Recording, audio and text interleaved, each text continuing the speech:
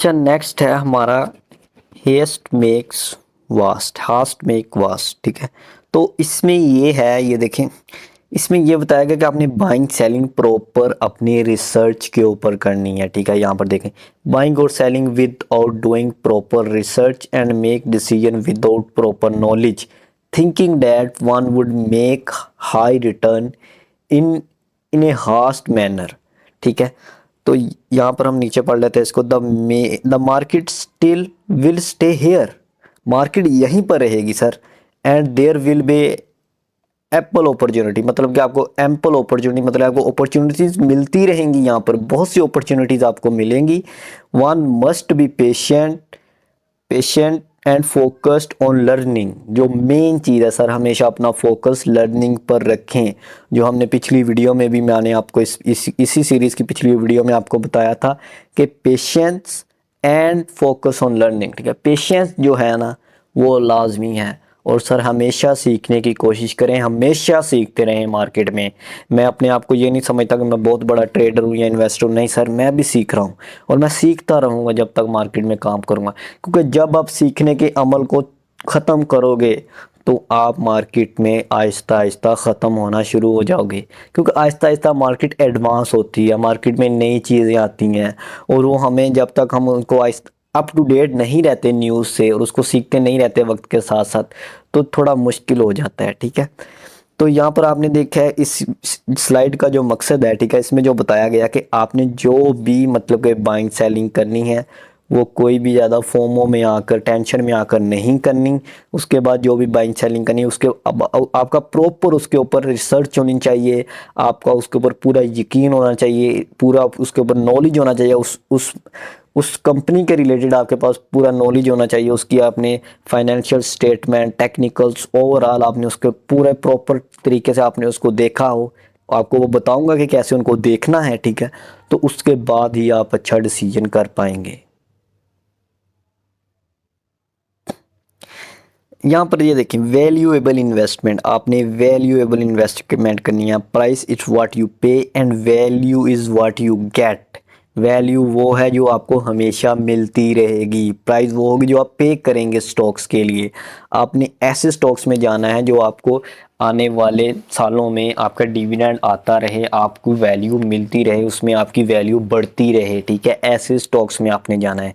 इंशाल्लाह वो स्टॉक्स भी आपको बताऊंगा आगे जाके। नेक्स्ट हमारी स्लाइड है, ये थोड़ी सी कॉम्प्लिकेटेड होगी आपके लिए, इसको थोड़ा सा ओवरव्यू मैं दे देता हूँ। ठीक है, don't be trapped bye brokers, market makers and investment banks. ठीक है, यहाँ पर ये देखें, ब्रोकर्स ने देखें, जो ब्रोकर्स होते हैं, जो ब्रोकरेज फर्म्स होती हैं, जो ब्रोकर आपको बताते हैं जहाँ पर आपने अकाउंट ओपन करवाना है। ठीक है, वो भी मैं आपको आगे जाके बताऊंगा।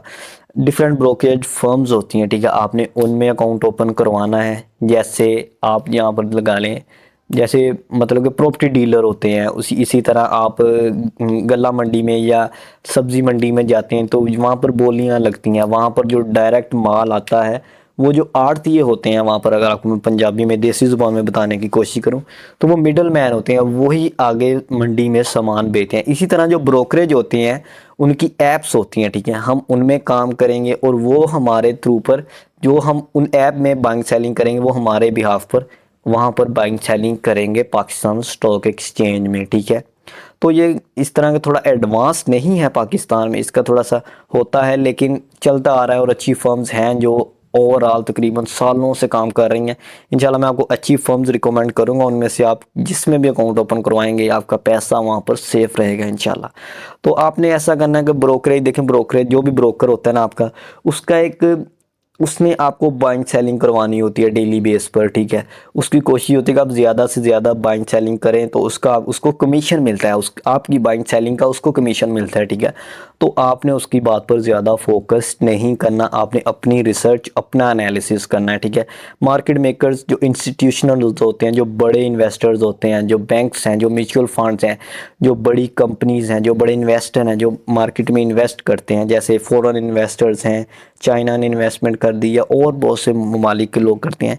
इन्वेस्टमेंट बैंक्स, ये वही बात आ गई, म्यूचुअल फंड्स वगैरह हैं, तो उनके ट्रैप से आपने बचना है। वो कैसे बचना है? ठीक है, ब्रोकरेज की आपने बात नहीं माननी। ठीक है, मार्केट मेकर्स आपने कोशिश करनी है जो आपको न्यूज़ कह रही है आपने उसी तरफ जाना है, ठीक है। जो ट्रेंड है मार्केट का उसी तरफ जाना है आपने। अगर आप ऑपोजिट चलेंगे इन चीज़ों के, इन तीनों के अगर आप ऑपोजिट चलेंगे तो ये आपको मारेंगे, ठीक है, आपको नीचे गिराएंगे, ठीक है।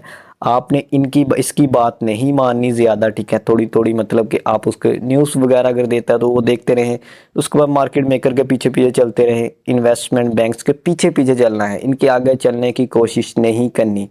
सिर्फ फोकस करना है कि आपको ट्रैप ना करें। वो आपको टेक्निकली चार्ट पर जाके बताऊंगा कैसे आपको ट्रैप करते हैं। अच्छा ये देखें, यहाँ पर भी वही बात आ गई, listening biggest sins of investor, listening to brokerage as if they are analytic, ठीक है। Following the social media news online groups, इनको फॉलो करना छोड़ दें, ठीक है। आप इन चीज़ों को, ये देखें यहाँ पर, आप इन चीज़ों को फॉलो करना छोड़ दें। Following word to mouth without doing research, मतलब आपको जो भी आपको कह रहे हैं पीछे से सिग्नल्स वगैरह दे रहा है आप उसकी बात मानी जा रहे हैं, कोई भी रिसर्च नहीं है इसके पीछे, तो ये चीज़ें आपको लॉन्ग टर्म में नुकसान देंगी। आपको थोड़ा सा लगेगा कि मुझे फ़ायदा हो रहा है शॉर्ट टर्म में, लेकिन लॉन्ग टर्म में वो चीज़ें आपको नुकसान देंगी, ठीक है। आपने इससे भी बचना है। उसके बाद ये थोड़े से इन जो हमारी ऐप्स होती हैं, मोबाइल ऐप्स जिन पर काम करते हैं, कंप्यूटर ऐप्स भी होती हैं, तो लोग मोबाइल ऐप्स पर ज़्यादा काम करते हैं, ठीक है। जो प्रोफेशनल्स हैं तो वो कंप्यूटर पर करते हैं, नहीं तो ज़्यादातर लोग मोबाइल पर ही करते हैं। ये आपकी मर्ज़ी होती है, आपको लॉगिन पासवर्ड वगैरह मिल जाता है। तो उनका इंटरफेस कुछ ऐसा होता है ऐप्स का, बाइंग सेलिंग बहुत ही ईजी होती है, ठीक है। वहाँ पर ये इंटरफेस आप देख लें, इनका कलर ब्लैक है, यहाँ पर तो वाइट भी होता है, ब्लैक भी होते हैं, ठीक है। ये देखिए यहाँ पर से ये सेलिंग हो रही है, इसमें इसमें बाइंग कर रहे हैं। आपने यूनिट लिखने होते हैं, कितने यूनिट बाय करने हैं, किस प्राइस पर करने हैं, करंट प्राइस पर करने हैं, या आपने कोई अपना ऑर्डर लगाना है इस प्राइस पर लगाना है, ठीक है। तो ओवरऑल इसमें चीज़ें होती हैं, आसानी से आपको समझ आ जाएगी इंशाल्लाह। बाकी मैं आपको at the end of the course आपको यहाँ वहाँ पर बाइंग भी करके दिखाऊंगा एक स्टॉक की। अब जो एक मेन चीज़ आ गई है, ये जो 4 indicators of A profitable company, ये मेन चीज़ है, इसको ठीक है गौर से आपने समझना है, ठीक है। Company must not be over priced, ठीक है। मतलब कि कंपनी ओवर प्राइस नहीं होनी चाहिए। ये मैं आपको इंशाल्लाह आगे जाके बताऊंगा कि आपने को कैसे पता चलेगा कि कंपनी अंडर प्राइस है या ओवर प्राइस है। ओवर प्राइस कंपनी को कभी आपने बाय नहीं करना, ठीक है। उसके बाद नीचे आ जाता है हमारा, company must be in profit for the last 4 years. मतलब कि कंपनी की जो financial statements at the end of the year आती हैं, तो आपने वो देखनी है कि उनका जो at the end of the 4 years है, उनकी ईपीएस जो है, अर्निंग पर शेयर है उनकी, वो पॉजिटिव होनी चाहिए और वो हर साल बढ़नी चाहिए, ठीक है। अगर खुदा ना खास्ता कोई ओवरऑल, जैसे कोरोना की वजह से काम हुई थी तो वो तो ओवरऑल था, लेकिन कंपनी के अंदर कंपनी की अपनी मतलब के फंडामेंटली कंपनी स्ट्रॉन्ग होनी चाहिए आप जिसमें इन्वेस्टमेंट कर रहे हैं, ठीक है। उसके बाद हमारा नेक्स्ट है, company must be in profit for the last 4 quarters. हो गए थे हमारे, company must be in profit for the last 4 quarters, ठीक है। कंपनी आपकी लास्ट 4 क्वार्टर से प्रॉफिट में होनी चाहिए, ठीक है। जो लास्ट 4 क्वार्टर है, मतलब कि एक ईयर में कंपनी के होते हैं ना क्वार्टर, तो उनके कंपनी मतलब के प्रॉफिट में होना चाहिए। क्वार्टर के ऊपर भी कंपनी अपनी ईपीएस मतलब कि अपनी फाइनेंशियल स्टेटमेंट देती हैं, ठीक है। वो आपने देख लेनी है, वो कैसे देखनी है, कहाँ से देखनी है, वो हम इंशाल्लाह देखेंगे आगे जाके। ये थोड़ा थ्योरेटिकल वर्क हमारा हो जाए क्लियर, आपका थोड़ा सा कॉन्सेप्ट बन जाए इस तरफ इंशाल्लाह, फिर हम आगे चलें। Company must be paying regular dividend, ठीक है। ये जो चीज़ है, company must be regular in dividend paying, ठीक है। मतलब कि कंपनी आपको जो चाहे वो 3 माह बाद दे रही है, चाहे वो मतलब कि 6 माह बाद, चाहे वो मतलब कि वो कंसिस्टेंसली होनी चाहिए कि हर साल वो इस महीने में डिविडेंड देती है तो हर साल इसी महीने में डिविडेंड दे, ठीक है। इससे आपकी इन्वेस्टमेंट सेफ रहती है, ठीक है।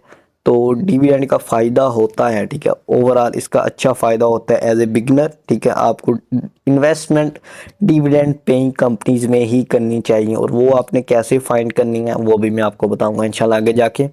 बाकी एफएफसी की जो हमने फर्स्ट वीडियो में बात की थी, ये अच्छी कंपनी है, डिविडेंड पेइंग कंपनी है, ठीक है। बाकी इसके बारे में बाकी इन्फॉर्मेशन इंशाल्लाह मैं आगे जाके आपको बताऊँगा। बाकी ठीक है जी, नेक्स्ट वीडियो में हम बात करेंगे।